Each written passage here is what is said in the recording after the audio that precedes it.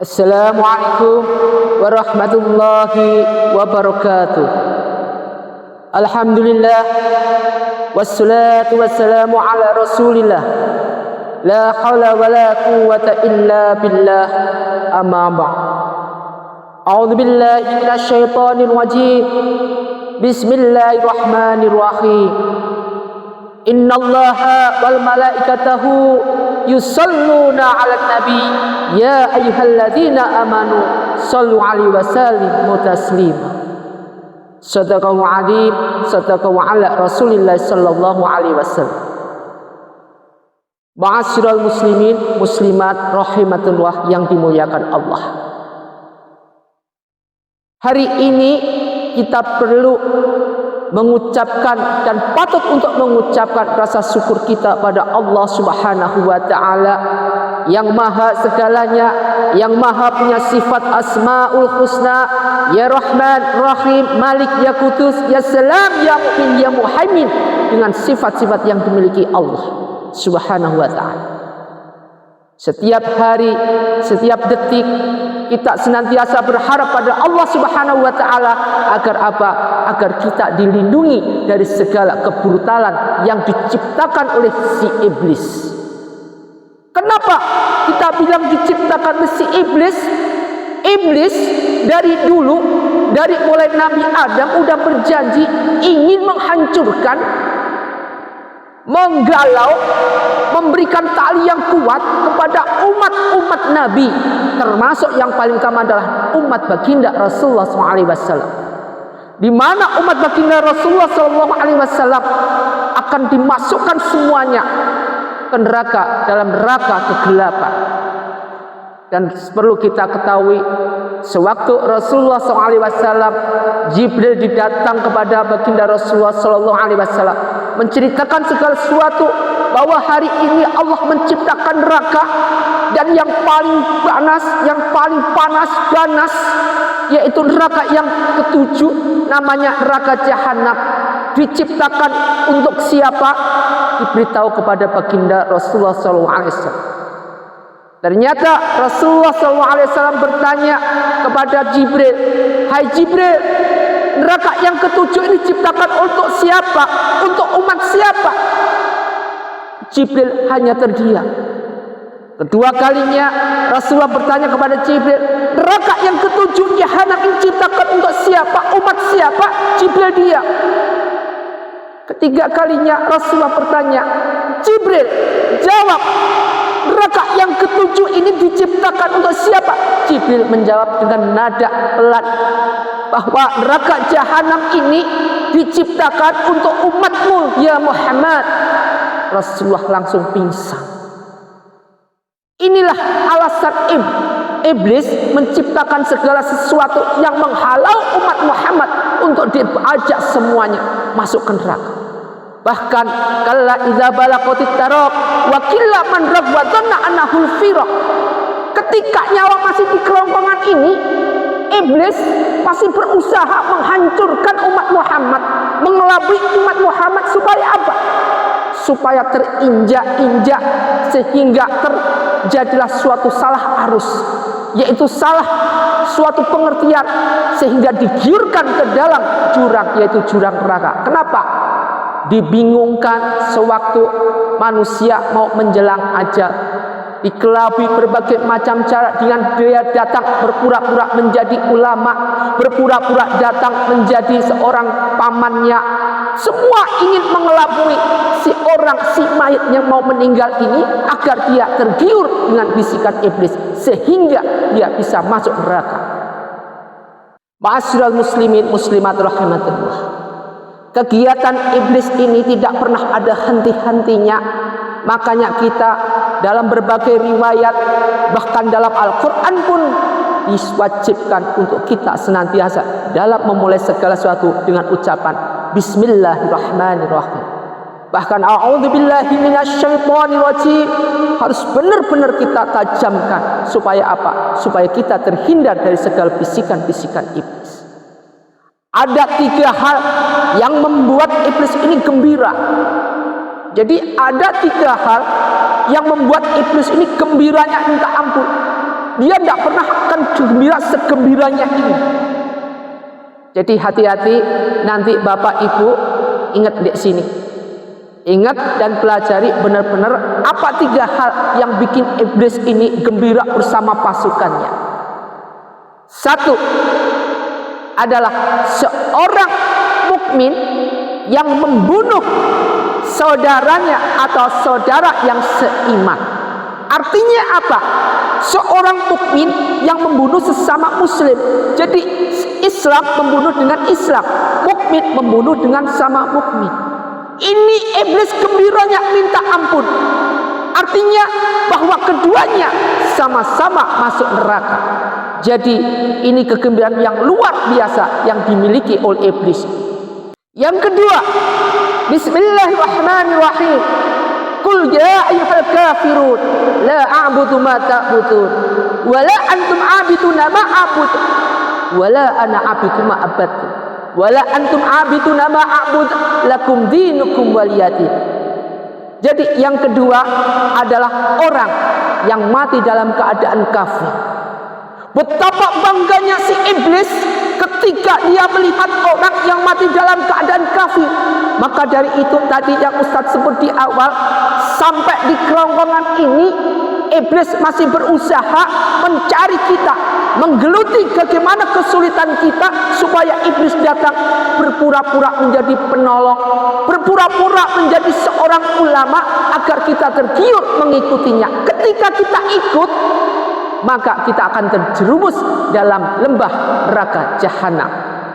Yang ketiga, ini yang sering kita terjadi pada diri kita, bapak-bapak, ibu-ibu, dengerin benar. Yang ketiga yang bikin iblis gembiranya minta ampun dengan yang ketiga ini adalah orang yang hatinya takut miskin. Jadi hati kita takut miskin. Bismillahirrahmanirrahim. Wa ma min zabatin fil ardi illa 'alallaha rizquha. Semua yang ada di bumi ini rezekinya udah diatur oleh Allah Subhanahu wa taala.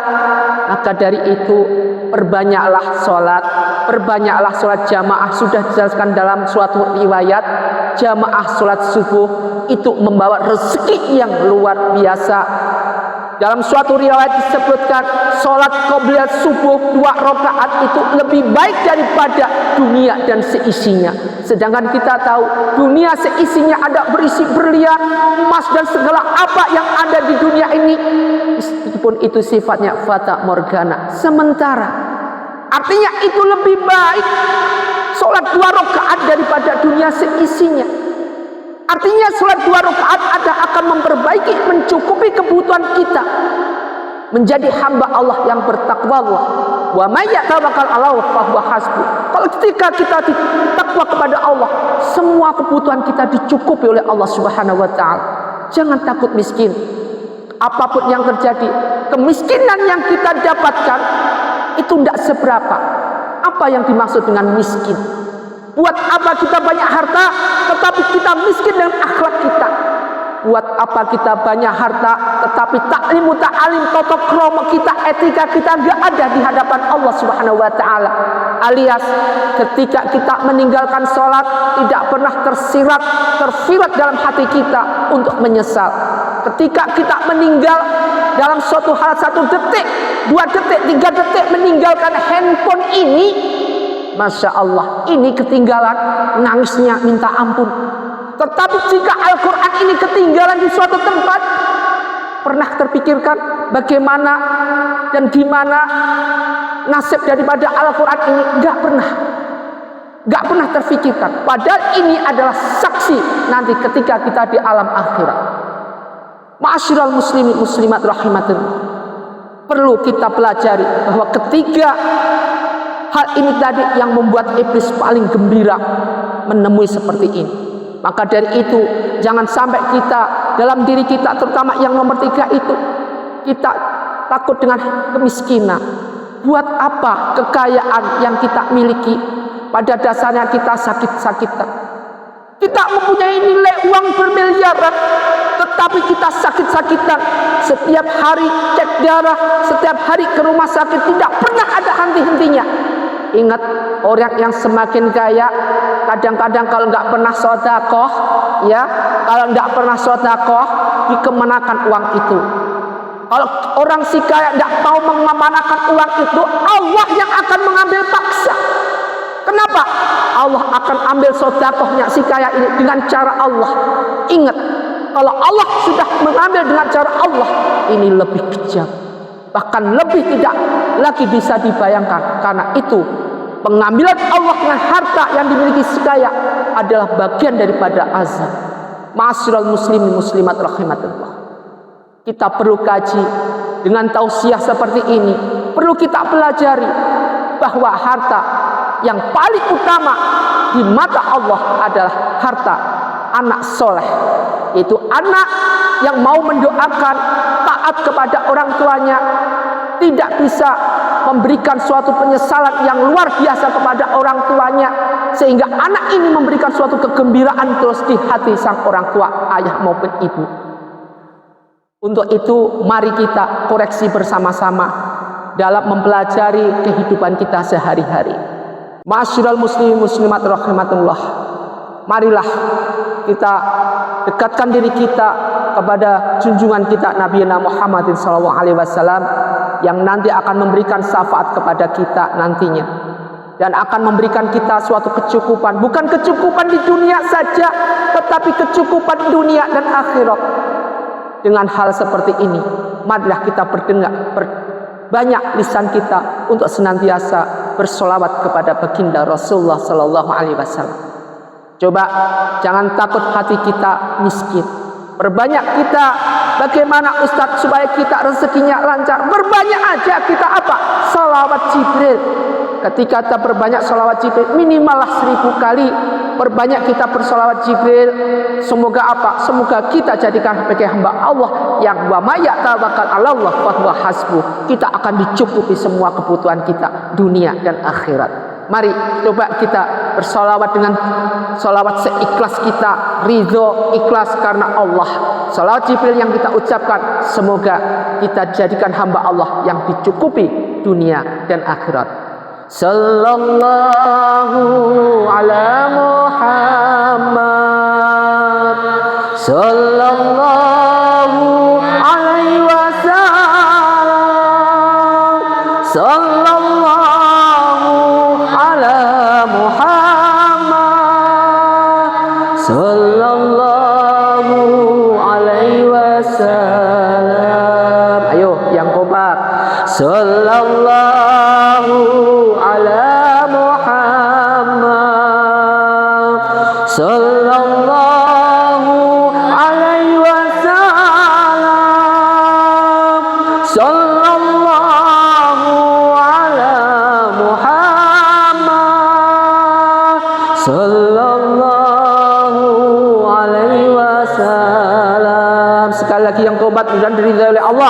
Sallallahu ala Muhammad, sallallahu alaihi wasallam, sallallahu ala Muhammad, sallallahu alaihi wasallam.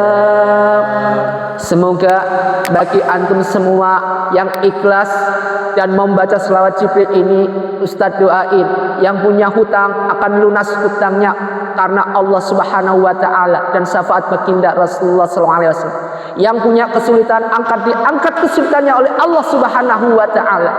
Yang punya kesulitan tidak bisa dipecahkan akan Allah pecahkan dengan cara Allah. Semoga bermanfaat buat kita. Wabillahi taufiq wal hidayah. Wassalamualaikum warahmatullahi wabarakatuh.